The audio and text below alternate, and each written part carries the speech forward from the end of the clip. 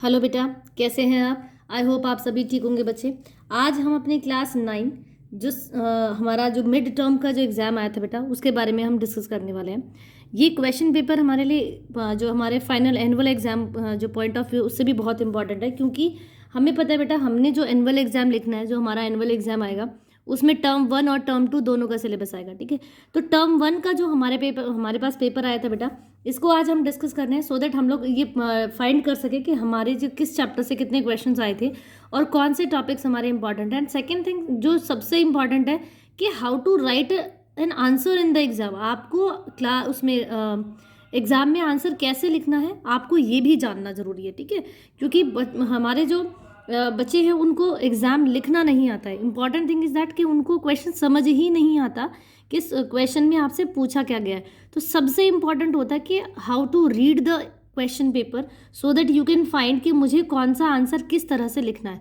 तो सबसे पहले जो हमारे पास जो क्वेश्चन पेपर दिया जाता है बेटा, उसमें आपको इंपॉर्टेंट ये होता है कि आप क्वेश्चन को ध्यान से पढ़े, एक रीडिंग ले पूरे क्वेश्चन पेपर की, देन आप सेकंड रीडिंग ले, उसमें आपको ये पता चलता है कि हाँ, मुझे इस क्वेश्चन को इस तरीके से अटेम्प्ट करना है और कौन सा क्वेश्चन मुझे सबसे अच्छा आता है और किस में मुझे कैसे क्या लिखना है। ठीक है, तो आज हम अपने क्लास 9 के जो सब्जेक्ट साइंस है उसका मिड टर्म का एग्जाम उसको हम डिस्कस करने वाले हैं। ठीक है, जो पेपर है बेटा बहुत ही सिंपल पेपर था, बस थोड़ा सा आपको समझना था कि कहाँ पर क्या चीज़ें हमें दी हुई हैं और कैसे हमें पेपर को अटेम्प्ट करना था। ठीक है, तो हमें यही समझना था। फर्स्ट क्वेश्चन आपके पास दिया हुआ है बेटा।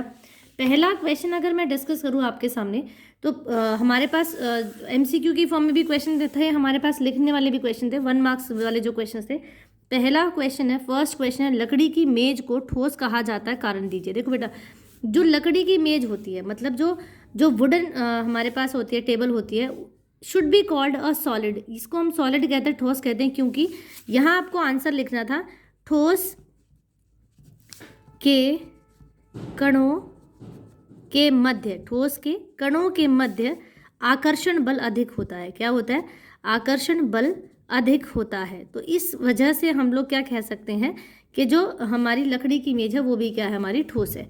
सेकंड, इसी के अथवा में क्वेश्चन दिया है कि हम अपना हाथ हवा में आसानी से चला सकते हैं, लेकिन लकड़ी के एक ठोस ब्लॉक के माध्यम से ऐसा करने के लिए हमें कराटे विशेषज्ञ होने की आवश्यकता होती है। क्यों?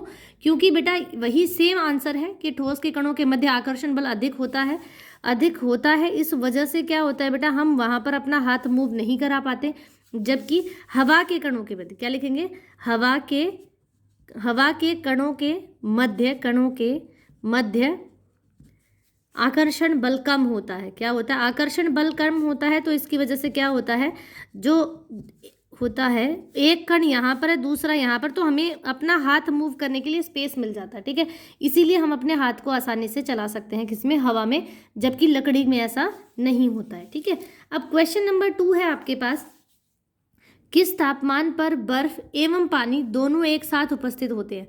आपको ये बताना है कि बर्फ और पानी दोनों एक साथ उपस्थित होते हैं। देखो बेटा, हमें पता है 0 डिग्री पर जो वाटर है वो क्या हो जाता है, 0 डिग्री सेल्सियस पर पानी क्या हो जाता है, फ्रीज हो जाता है। ये इसका फ्रीजिंग पॉइंट है, मतलब वो जम जाता है। ठीक है, तो 0 डिग्री टेम्परेचर है और हमें पता है 0 डिग्री सेल्सियस को केल्विन में बदलते हैं, तो 0 degree Celsius equal to 273 kelvin होता है। आपको ये रिलेशन याद रखना था यहाँ पर कि 0 डिग्री बराबर 273 क्या होता है, केल्विन होता है। तो 0 डिग्री लिखा है ए ऑप्शन में, और बी ऑप्शन में आपके पास है 273 डिग्री। देखो बेटा, आपको बड़े ध्यान से ये चीज़ें देखनी थी। ऑब्जर्वेशन लेते हैं ऐसे क्वेश्चन में कि ये तो दोनों ही बराबर है, क्योंकि 0 डिग्री का मतलब 273 केल्विन होता है। तो यहाँ पर ए भी हमारा आंसर और बी भी है, तो हम अपने ऑप्शन में देखेंगे।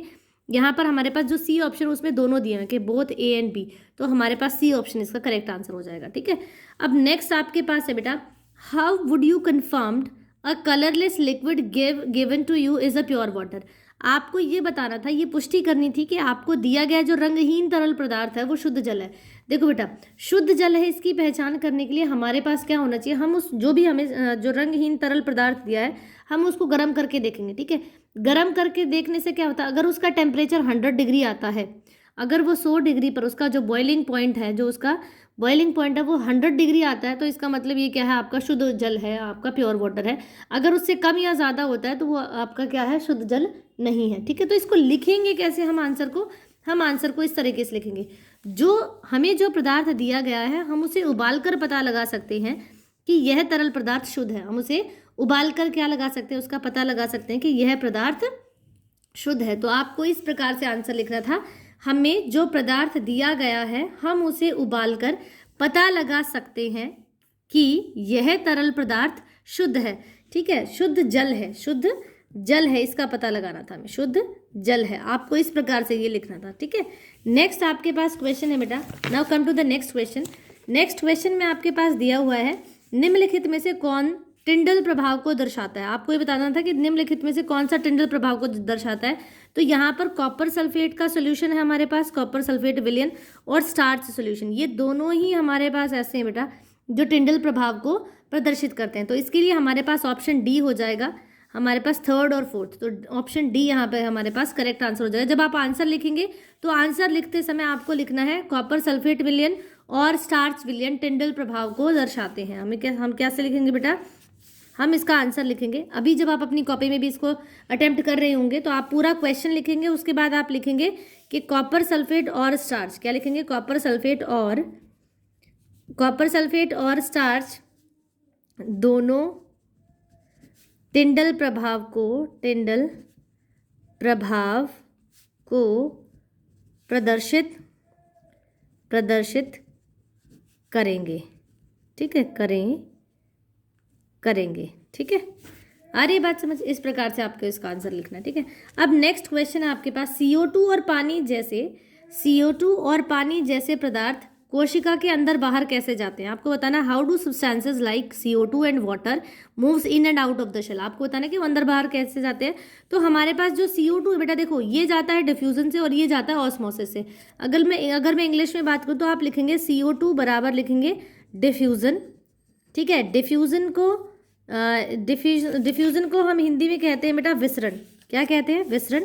और तो आप CO2 में विसरण लिखेंगे, और O2 दूसरा आपके पास क्या है बेटा, वाटर, दैट इज H2O, वो आपका हो जाएगा। ये तो डिफ्यूजन हो गया आपका, और यहाँ पर आ जाएगा ऑस्मोसिस। ठीक है, अगर मैं हिंदी में आंसर की बात करूँ तो हिंदी में हम इस प्रकार से लिखेंगे, CO2 में विसरण हो जाएगा आपका, CO2 में विसरण होगा और पानी में परासरण। ठीक है, CO2 विसरण, पानी परासरण। ठीक है, अब नेक्स्ट क्वेश्चन है आपके पास बेटा, हमारे पास जो नेक्स्ट क्वेश्चन दिया हुआ है, क्वेश्चन नंबर 6, उसमें आपके पास क्या है बेटा, प्लाज्मा झिल्ली, ये तो हाँ, प्लाज्मा झिल्ली को वर्णात्मक परागम्य झिल्ली क्यों कहा जाता है। देखो, पहले आपको ये क्वेश्चन करना है कि जो हमारी प्लाज्मा झिल्ली होती है उसको हम वर्णात्मक परागम्य झिल्ली क्यों कहते हैं, मतलब why is the plasma membrane is called selectively permeable membrane. इसे क्यों कहा जाता है बेटा, इसे वर्णात्मक परागम्य झिल्ली इसलिए कहा जाता है। यहाँ लिखेंगे प्लाज्मा, मैं लिख रही हूँ, आप मेरे साथ साथ भी लिख सकते हैं, प्लाज्मा झिल्ली को वर्णात्मक, क्या लिखेंगे, वर्णात्मक पारगम्य झिल्ली इसीलिए कहा जाता है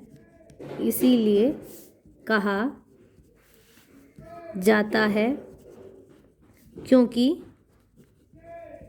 यह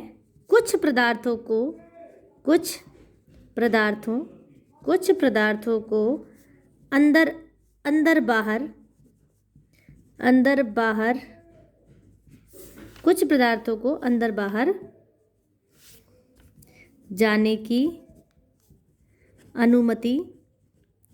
जाने की अनुमति देता है, बाकी को नहीं।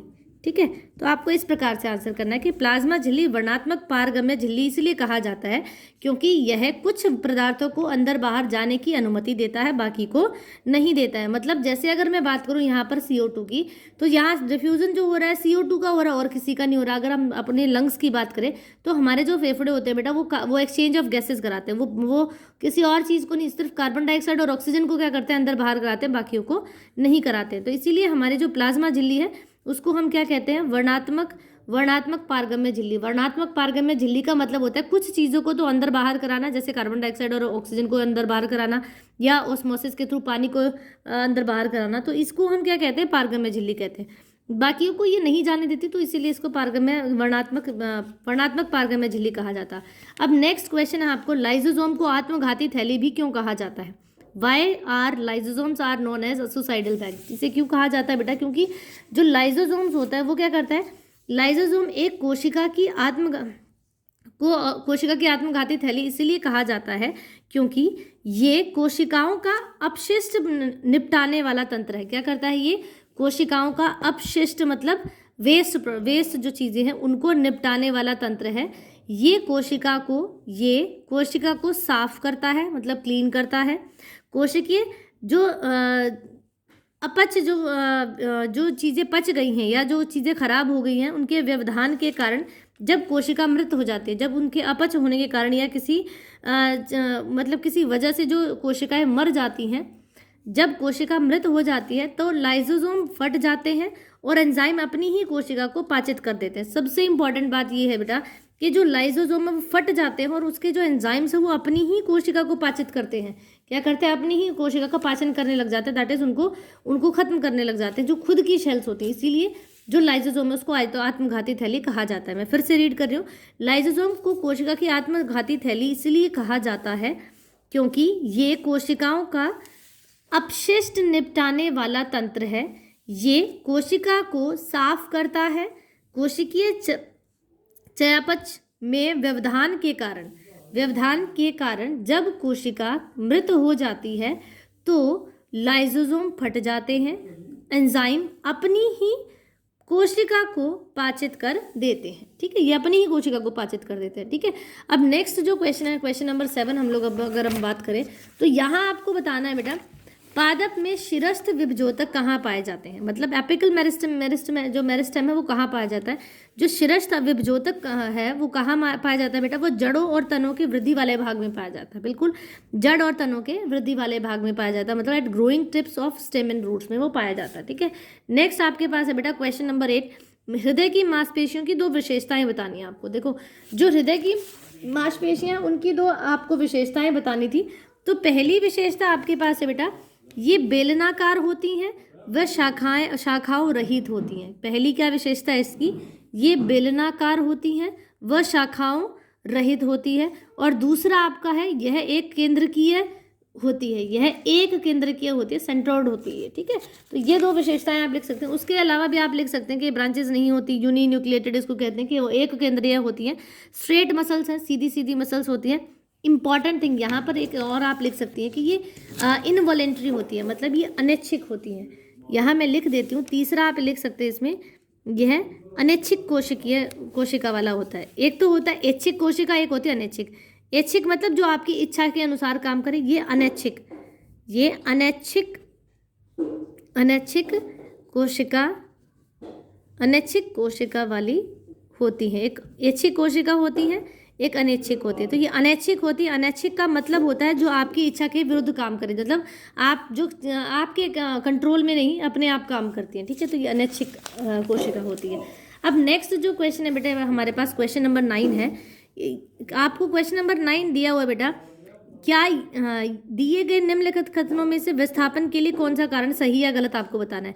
देखो, विस्थापन के लिए बताना, डिस्प्लेसमेंट, यह शून्य नहीं हो सकता, बिल्कुल गलत है बेटा। देखो, आप यहाँ से चले और पूरा सर्कल काट के वापस अपनी जगह आ गए तो विस्थापन आपका 0 हो जाता है। तो ये हमारे पास क्या है? नॉट ट्रू, दैट इज ये आपकी फॉल्स है।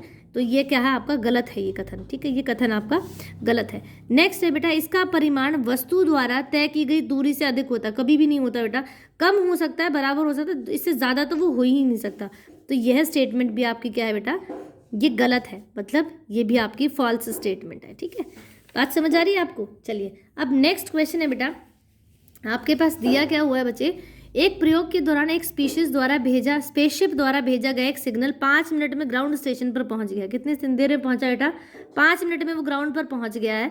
ठीक है, ग्राउंड स्टेशन से स्पेसशिप की दूरी कितनी थी? आपको दूरी निकालनी थी। ठीक है, आपको क्या निकालनी थी? दूरी निकालनी थी। आपके पास समय दिया हुआ है बेटा 5 सेकंड का, 5 मिनट का टाइम दिया। कितना दिया है समय? तो टाइम आपके पास कितना दिया है बेटा? 5 मिनट का। इसको हम सेकंड में चेंज कर लेंगे, तो 5 × 60 करेंगे, 6 × 5 = 30। ये आपके पास 300 सेकंड्स निकल गई है। ठीक है, ये तो है टाइम। अब आपके पास वेलोसिटी क्या दी हुई है बेटा? वो दी है, जो वेलोसिटी है वो हमें कितनी दी है बेटा? 3 × 10⁸ 3 × 10⁸ मीटर पर सेकेंड आपके पास दी हुई। ठीक है, तो हमारे पास ये आपके पास t निकल गया, ये आपके पास क्या निकल गया? v निकल गया। आपके पास क्या होता है बेटा? स्पीड इज इक्वल टू क्या होता है, डिस्टेंस अपॉन टाइम। देखो speed is equal to distance upon time है, हमें निकालना क्या है, डिस्टेंस मतलब दूरी निकालनी है। तो हमारे पास वेग बराबर क्या होता है बेटा, दूरी बटे समय होता है। वेग आपके पास है और दूरी आपके वो समय आपके पास है, आपको निकालना क्या था, दूरी। तो डी बराबर हो जाएगा एस गुणा टी। और जो एस है, एस मतलब स्पीड, मतलब जो वी थी आपकी वो कितना है, 3 गुणा 10 की पावर 8 आपके पास दिया हुआ है। समय आपने कितना निकाला है बेटा, 300। तो ये आपके पास आ गया 900 गुणा 10 की पावर 8। ठीक है, 3 की और 300 की गुणा करी तो 900 आ गया। अब ये 2 जीरो यहाँ पॉजिटिव है, ये भी पॉजिटिव है, तो हम यहाँ इसकी पावर बढ़ाकर 9 गुणा 10 की पावर 10 मीटर भी कर सकते हैं। तो ये आपके पास क्या निकल गई, दूरी निकल गई। ठीक है, तो ये आपके पास क्या निकल गई बेटा, दूरी निकल गई। अब नेक्स्ट क्वेश्चन है आपके पास, ये आपके बुक से ही क्वेश्चन आया हुआ था बेटा। आपको दिया क्या हुआ है, 4 कारें हैं ए बी सी डी। यहाँ पर 4 कारें दी हुई हैं फिगर में, आपके पास ए बी सी डी दी हुई है। एक समतल सड़क पर चल रही हैं, एक प्लेन सरफेस पर वो चल रही हैं। उनकी दूरी समय का ग्राफ, आपको पास दूरी और समय का ग्राफ दिया हुआ है। तो यहाँ पर क्या है, जो कार बी है वो सबसे धीमी है, क्योंकि देखो बेटा बहुत कम टाइम में, बहुत ज़्यादा टाइम में उसने क्या किया, इतनी दूरी तय की है। सबसे कम दूरी तय की है बी ने, और बहुत सबसे ज़्यादा टाइम लिया। तो ये बी क्या है, सबसे धीमी है आपकी। ठीक है, तो ग्राफ से आपको ऑब्जर्वेशन लेनी आनी चाहिए बेटा। देखो ये दूरी तो इतनी तय की, इसने इतनी दूरी तय की है, डी ने इतनी तय की है, और सी ने इतनी ज़्यादा। सी ने सबसे ज़्यादा दूरी और सबसे कम समय में तय की है, तो सी तो सबसे तेज हो गई ना बच्चे। यहाँ पर जो बी है उसने सबसे कम दूरी और सबसे ज़्यादा समय लिया है, कम दूरी और ज़्यादा समय लिया, इसलिए बी जो हमारी वो धीमी हो जाएगी, वो हम आपकी स्लो हो जाएगी। ठीक है, तो इस प्रकार से आपको इसके आंसर्स लिखने हैं। ठीक है, अब क्वेश्चन नंबर नेक्स्ट आपके पास क्वेश्चन दिया हुआ है बेटा। देखिए क्वेश्चन नंबर 11 है बच्चे आपके पास।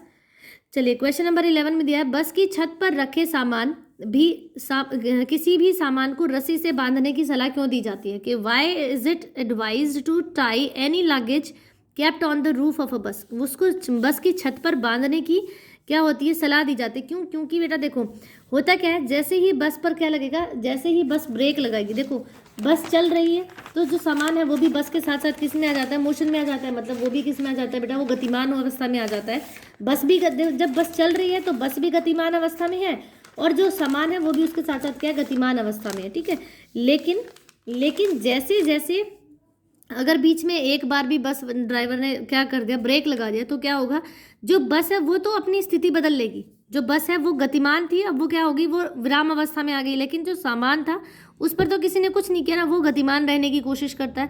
तो ये जो हमारा न्यूटन का पहला नियम है कि कोई भी वस्तु अपना क्या नहीं करती, अपनी स्थिति में परिवर्तन नहीं करेगी जब तक कोई बाहरी बल न लगा जाए। मतलब अगर वो गतिमान है तो गतिमान रहना चाहती है, अगर वो कैसी है, अगर वो विराम अवस्था में तो विराम अवस्था में रहना चाहती है। तो इसी वजह से हमें यहाँ पर आंसर लिखना था कि बस पर रखे सामान, इसलिए क्योंकि आगे चलते तो यहाँ पे आप लिखेंगे कि न्यूटन के, आपको लिखना कैसे बेटा, न्यूटन के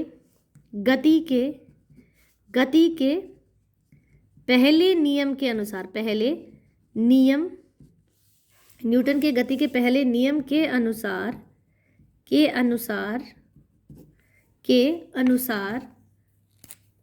बस की छत पर रखा सामान, बस की छत पर रखा सामान ब्रेक लगाने से गिर सकता है। इसीलिए सामान को बांधने की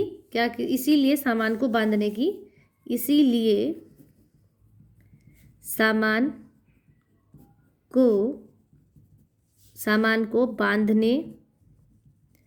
बांधने की सलाह दी जाती है। ठीक है, तो इस प्रकार से आपको आंसर करना था। ठीक है, अब नेक्स्ट क्वेश्चन है बेटा, why does a karate player breaks a slab of ice with single blow. जो कराटे का खिलाड़ी है वो एक ही झटके में बर्फ की सिल्ली को क्यों तोड़ देता है। तो सेम इसमें भी आएगा बेटा, न्यूटन की गति के पहले नियम के अनुसार। नहीं, न्यूटन की गति नहीं, यहाँ पे आएगा P = mv।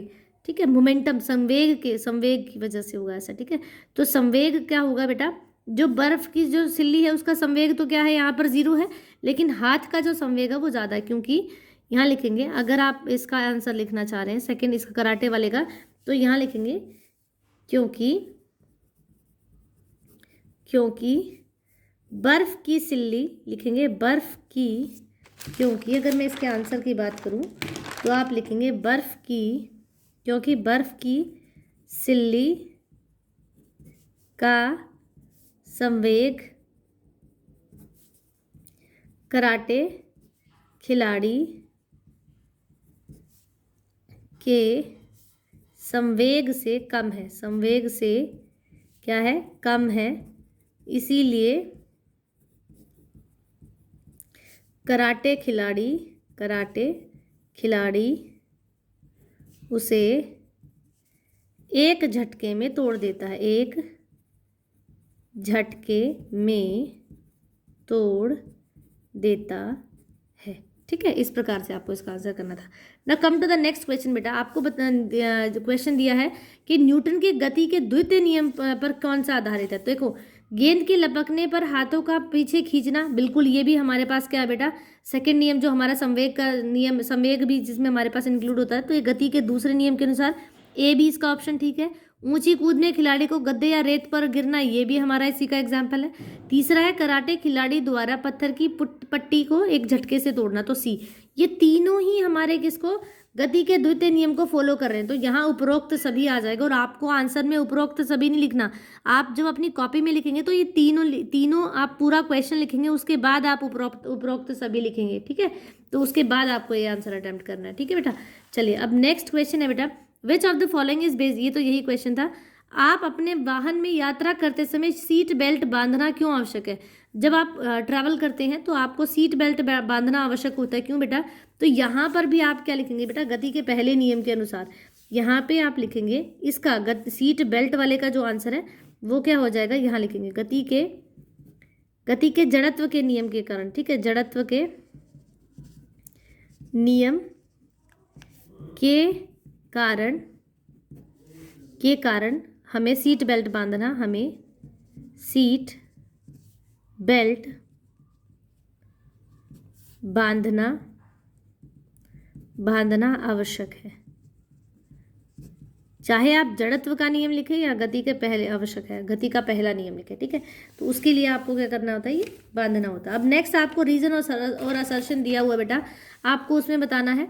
रीजन और असर्शन का मतलब होता है आपको पास अभिकथन और कारण, उनको आपको रीजन बताना है। ठीक है, कृषि में कुछ रोग निवारण के उपाय तथा जैविक नियंत्रण विधियों का प्रयोग करना चाहिए। बिल्कुल, जो रोग निवारण उसके लिए हमें जैविक नियंत्रण विधियां उनका उपयोग करना चाहिए।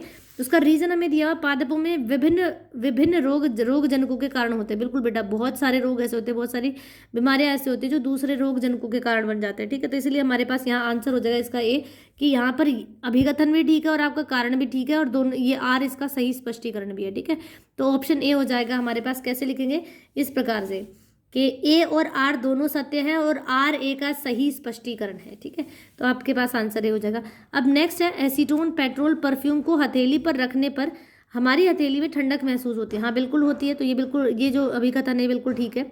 एसीटोन पेट्रोल परफ्यूम हवा के संपर्क में आने पर वाष्पित हो जाते हैं, बिल्कुल ठीक है। तो कारण भी बिल्कुल ठीक है बेटा, और इसका अभिकथन भी ठीक है। तो ये भी हमारे पास क्या हो जाएगा, ऑप्शन ए आ जाएगा यहाँ पर, कि ए और आर दोनों सत्य हैं और आर ए का सही स्पष्टीकरण है। ठीक है, अब नेक्स्ट आपके पास दिया हुआ बेटा, क्वेश्चन नंबर 16 की तरफ आते हैं।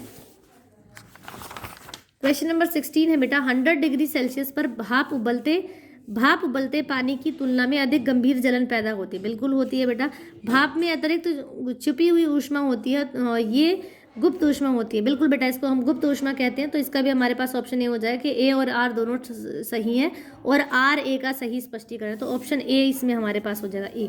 ठीक है, अब नेक्स्ट क्वेश्चन है बेटा, आपके पास यहाँ पर क्या दिया हुआ है, ये पैराग्राफ दिया आपको, उसको पढ़कर उसके आधार पर आपको आंसर करने थे। पहला आपके पास है बेटा, मुलेट भेटकी पर्ल स्पॉट झींगे मसल्स किसके उदाहरण है। तो ये हमारे पास मरीन फिशेज, किसके, समुद्री मछली का उदाहरण है। किसका, ये सारी समुद्री मछलियां होती हैं। मछली के उत्पादन और प्रबंधन को क्या कहा जाता है, मछली के उत्पादन और प्रबंधन को मछली या मत्स्य पालन कहा जाता है। ठीक है, थर्ड क्वेश्चन है बेटा, समुद्री मछलियों को समुद्री जल में संवर्धन किया जाता है। मत्स्य पालन के संवर्धन को हम क्या कहते हैं, इसको हम समुद्री संवर्धन कहते हैं, क्योंकि समुद्री मछलियों के लिए संवर्धन हो रहा है तो इसे समुद्री संवर्धन कहा जाता है। ठीक है, नेक्स्ट आपके पास क्वेश्चन है बेटा, विभिन्न जल निकायों में की जाने वाली मछलियों को संवर्धन की प्रक्रिया को हम क्या कहते हैं, इसको हम कहते हैं बेटा जलीय, क्योंकि विभिन्न जल निकाय आगे अलग अलग हैं तो उसे जलीय कृषि कहा जाता है। क्या कहते हैं, जलीय कृषि कहते हैं। नेक्स्ट 5वां क्वेश्चन है बेटा इसका, मीठे पानी के संसाधनों जैसे नहरों, तालाबों, जलाशयों और नदियों में की जाने वाली मत्स्यिकी कहलाती है। इसको हम, क्योंकि देखो अलग अलग में की जाने वाली मत्स्यिकी है तो इसे हम अंतःस्थलीय मत्स्यिकी कहा जाता है। ठीक है, तो इसका ऑप्शन डी हो जाएगा। अब नेक्स्ट हमारे पास फिर से पैराग्राफ दिया, उसके आधार पर आपको क्वेश्चन दिए हुए बेटा। पहला क्वेश्चन है, एक कोलाइट जिसमें ठोस किसी द्रव्य में परिक्षेपित हो जाता है तो उसे हम क्या कहते हैं, ठोस है बेटा, द्रव्य में हो रहा है तो उसे सोल कहते हैं। एक कोलाइट जिसमें द्रव या माध्यम में द्रव के कण परिक्षिप्त प्रावस्था में पाए जाते हैं तो इसको हम इमल्शन कहते हैं। क्या कहते हैं बेटा, इसको हम क्या कहते हैं, इसका ऑप्शन हाँ यही है, इसको हम कहते हैं इमल्शन। क्या कहते हैं बेटा, इसको हम इमल्शन कहते हैं, क्योंकि द्रव्य है, द्रव्य के कण है तो ये इमल्शन में हमारा पाया जाता है। ठीक है, नेक्स्ट आपके पास है, एक कोलाइट जिसमें द्रव्य या ठोस माध्यम में गैस के कण होते हैं। द्रव्य या ठोस में किस में आते हैं, गैस के कण आते हैं तो इसको हम एरोसोल कहते हैं। क्या कहते हैं, एरोसोल कहते हैं। एक गैस परिक्षेपण माध्यम में द्रव या ठोस कण परिक्षिप्त प्रावस्था के साथ होते हैं, वह कोलाइड है। बिल्कुल, इसको हम कहते हैं एरोसोल बेटा। ठीक है, तो ये भी हमारे पास क्या हो जाएगा, एरोसोल हो जाएगा। ठीक है, सॉरी यहाँ पर फॉर्म थी बेटा, ये ठोस और द्रव्य गैस में होती तो ये फॉर्म कहलाती है, हमारे पास फॉर्म कहलाती है। थर्ड का ऑप्शन फॉर्म था हमारे पास, फोर्थ हमारे पास एरोसोल हो जाएगा। ठीक है, नेक्स्ट है, एक ठोस माध्यम में बिखरे हुए द्रव्य कण परिक्षिप्त प्रावस्था में होते हैं तो इसको हम कहते हैं जल, क्योंकि ठोस है और वो बिखरे हुए ठोस जब द्रव्य में जाता है तो वो जल बनाता है। ठीक है, अब नेक्स्ट आपके पास 19 है बेटा, फिर से आपके पास एक पैराग्राफ दिया हुआ था कि आपको उसी केस स्टडी के आधार पर क्या करना था, इन क्वेश्चंस के आंसर करने थे। तो पहला आपके पास क्वेश्चन है, इसमें फर्स्ट क्वेश्चन है बेटा, न्यूटन का गति का तीसरा नियम दो बलों अर्थात क्रिया और प्रतिक्रिया की व्याख्या करता है। जब दोनों वस्तुएं एक दूसरे के संपर्क में होते हैं ये बल हमेशा अलग अलग वस्तुओं पर विपरीत दिशा में लगते हैं। तीसरा नियम हमें कहता है इक्वल एंड अपोजिट रिएक्शन। ठीक है, तो ये हमेशा अलग अलग, क्योंकि इक्वल और अपोजिट है, दोनों एक दूसरे के बराबर लेकिन विपरीत दिशाओं में लगते हैं, तो अलग अलग वस्तुओं पर विपरीत दिशाओं में लगते हैं। ठीक है, नेक्स्ट क्वेश्चन आपको दिया हुआ बेटा, एक पानी का टैंकर अपनी ऊंचाई के 2/3 भाग तक भरी हुई है जो एक समान चाल से गति कर रहा है। अचानक ब्रेक लगने से क्या होगा बेटा, ये आगे की तरफ क्या करेगा, आगे की तरफ धकेला जाएगा। ठीक है, क्वेश्चन नंबर 3 है बेटा, कारों में सीट बेल्ट लगाए गए हैं ताकि अगर आपातकालीन ब्रेकिंग के कारण कार अचानक रुक जाए तो आगे की सीटों पर बैठे व्यक्ति आगे की ओर भयानक रूप से धकेले ना जाए। तो यहाँ पर हमारे पास क्योंकि धकेलने वाला है तो न्यूटन गति का पहला नियम आपके पास आता है। ठीक है, तो यहाँ पर गति का जो पहला नियम है, न्यूटन का जो पहला नियम है, फर्स्ट नियम के कारण ऐसा होता है। ठीक है, नेक्स्ट क्वेश्चन है बेटा, निम्नलिखित में से किस स्थिति में गति का दूसरा नियम शामिल है। आपको गति का दूसरा नियम शामिल कराना, तो इसमें आपके पास हो जाएगा बेटा, एक बल एक गतिमान हल्के वाहन को भारी वाहन की तुलना में अधिक आसानी से त्वरित कर सकता है। ठीक है, तो यहाँ पर ऑप्शन सी हमारे पास हो जाएगा। ठीक है, ये बात समझ आ गई होगी आपको बेटा। नेक्स्ट आपके पास क्वेश्चन है, क्वेश्चन नंबर 5 इसी केस स्टडी से, कि न्यूटन का गति का पहला नियम कहता है कि एक गतिमान वस्तु को तब तक चलते रहना चाहिए जब तक कुछ बाहरी बल उस पर कार्य न करे। बिल्कुल ठीक है, लेकिन एक गतिमान साइकिल कुछ देर बाद रुक जाती है यदि हम उसके पैडल चलाना बंद कर दे। तो इसकी वजह से क्या होगा बेटा, यहाँ पर आपके पास आ जाएगा बच्चे, देखो एक तो हवा के प्रतिरोध के कारण ऐसा होता है और दूसरा क्या होता है बेटा, सड़क का जो घर्षण होता है उसकी वजह से। तो पहला और तीसरा, तो आपके पास ऑप्शन बी यहाँ पर हो जाएगा, फर्स्ट और थर्ड। आप जब इस क्वेश्चन का आंसर करेंगे तो आपको पूरा लिखना है बेटा कि हवा प्रतिरोध और सड़क के घर्षण के कारण ऐसा होता है। ठीक है, चलिए अब नेक्स्ट एक और आपके पास क्या दिए बेटा, केस स्टडी दी हुई है और इस केस स्टडी के आधार पर आपको ये सारे क्वेश्चंस के आंसर करने हैं। फर्स्ट क्वेश्चन है बेटा आपके पास, क्वेश्चन नंबर 20 का जो फर्स्ट पार्ट है, उत्तक जो हमारे मुंह दैट इज कपोल की भीतरी परत पर होते हैं उसे हम शल्की कहते हैं। क्या कहते हैं, शल्की एपिथेलियम टिश्यू होते हैं बेटा ये हमारे। नेक्स्ट है, मानव में पेशी को अस्थि से जोड़ना। पेशी को अस्थि से मतलब मसल्स को जब बोन से जोड़ते हैं, पेशी को अस्थि से जोड़ते हैं तो उसको हम कंडरा कहते हैं। क्या कहते हैं, कंडरा कहते हैं और इंग्लिश में इसे टेंडन कहते हैं। नेक्स्ट, मानव में अस्थि को अस्थि से जोड़ना, बोन को बोन से जोड़ने वाले ऊतक को हम स्नायु दैट इज लिगामेंट कहते हैं, स्नायु कहते हैं। ठीक है, नेक्स्ट क्वेश्चन है, एक तरल आधात्री के साथ संयोजी ऊतक कैसा रहता है बेटा, आधात्री के साथ संयोजिक ऊतक, तो संयोजिक ऊतक हमारे पास एक ही है जिसको हम क्या कहते हैं, रक्त कहते हैं। क्या कहते हैं बेटा, रक्त कहते हैं। और अब इसी का जो 5th क्वेश्चन हम उसकी तरफ आते हैं। जो 5वां क्वेश्चन है इसमें, उसमें आपको दिया बेटा मस्तिष्क में जो उपस्थित ऊतक है उसको हम क्या कहते हैं, तो ये हमारे तंत्रिका ऊतक होते हैं। क्या होते हैं? तंत्रिका ऊतक होते हैं। अब नेक्स्ट आपके पास ये सेक्शन ए हमारे पास जो 1 मार्कर्स था बेटा वो खत्म हो गया है। सेक्शन बी की तरफ हम आते हैं, जिसमें आपके पास पहला क्वेश्चन है तापमान को केल्विन में बदलना था। किसमें बदलना था बेटा? तापमान को आपको केल्विन में बदलना था। यहाँ 400, देखो बेटा सी से आपको किसमें, मैं यहाँ करके ये क्वेश्चन आपको दिखाती हूँ। आपके पास पहला क्वेश्चन है 400 डिग्री सेल्सियस को बदलना। आपको सी को के में बदलना था, तो मैंने कहा था जब छोटे से बड़े में जाते हैं तो हम प्लस करते हैं। क्या करते हैं? प्लस करते हैं। तो 400, क्योंकि 0 डिग्री, देखो आंसर कैसे अटेम्प्ट करना है, 0 डिग्री सेल्सियस बराबर 273 केल्विन होता है। ठीक है, 273 केल्विन। आपके पास क्या है बेटा? 400 डिग्री सेल्सियस है, तो इसमें आप क्या करेंगे, 400 में 273 क्या करेंगे, जमा कर देंगे, तो यह आपके पास कितना आ जाएगा बेटा? 673 केल्विन आ जाएगा। तो आपके फर्स्ट का ऑप्शन, फर्स्ट जो है उसका आंसर हो जाएगा 673 केल्विन। अब सेकंड की तरफ आइए बेटा। सेकंड में आपके पास दिया हुआ है जो बी सेकंड क्वेश्चन है, उसमें 373 डिग्री सेल्सियस दिया है, तो सेम आप लिखेंगे 0 डिग्री सेल्सियस बराबर 273 केल्विन लिखेंगे। तो 373 डिग्री सेल्सियस बराबर 300, और उसमें क्या करेंगे, 273 जोड़ेंगे, तो आपके पास कितना आ जाएगा बेटा? 373, सॉरी 373 में जब 273 जोड़ेंगे तो ये 6, 14 और ये आएगा 646 केल्विन। कितना आएगा? 646 केल्विन आ जाएगा आपके पास। ठीक है, तो ये हमारे पास 21 जो क्वेश्चन है उसका आंसर हो जाएगा। पहले का 673 केल्विन और दूसरे का 646 केल्विन आ जाएगा। ठीक है, अब नेक्स्ट आपके पास है बच्चे, देखिए जो नेक्स्ट क्वेश्चन है उसमें आपसे पूछा गया है बी पार्ट में, शुष्क गर्म शुष्क जो दिनों में डेजर्ट कूलर को बेहतर। चलिए आज के लिए इतना ही बेटा। 21 क्वेश्चन हम लोग आज कर चुके हैं बेटा, तो आपको आई होप आपको ये 21 क्वेश्चन समझ आएंगे। इसके बाद जो नेक्स्ट पार्ट है उसमें हम लोग बाकी क्वेश्चन को डिस्कस करेंगे।